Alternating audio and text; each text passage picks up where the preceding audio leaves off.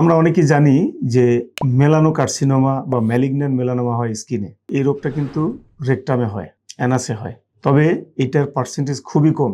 কিন্তু প্রবলেম যেটা হলো, এই রোগটা অত্যন্ত অ্যাগ্রেসিভ। অর্থাৎ আমরা যখন ডায়াগনোসিস করি তখনই অনেক সময় আমরা পেয়ে যাই যে এটা শরীরের বিভিন্ন অংশে ছড়িয়ে পড়েছে, অর্থাৎ স্টেজ 4 ডিজিজ।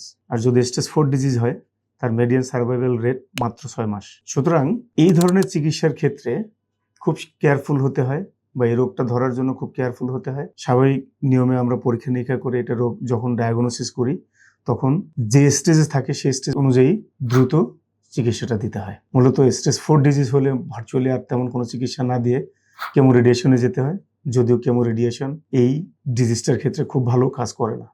সুতরাং যদি অপশন থাকে তাহলে সার্জিক্যাল চিকিৎসাই একমাত্র পথ। আর যদি দেখা যায় না অলরেডি এটা স্টেজ 4, সেক্ষেত্রে সার্জারি করার আর কোনো সুযোগ থাকে না, কারণ করেও বেশি লাভ হয় না। কারণ হচ্ছে মিডিয়ান সার্ভাইভাল অনলি 6 মান্থ। যে কারণে এই রেয়ার ডিজিজটা যদি কারো ডায়াগনোসিস হয়ে থাকে তাহলে অবশ্যই একজন শল্য চিকিৎসক, বিশেষত কোলোরেক্টাল সার্জনের শরণাপন্ন হবে। সুস্থ থাকুন, ভালো থাকুন।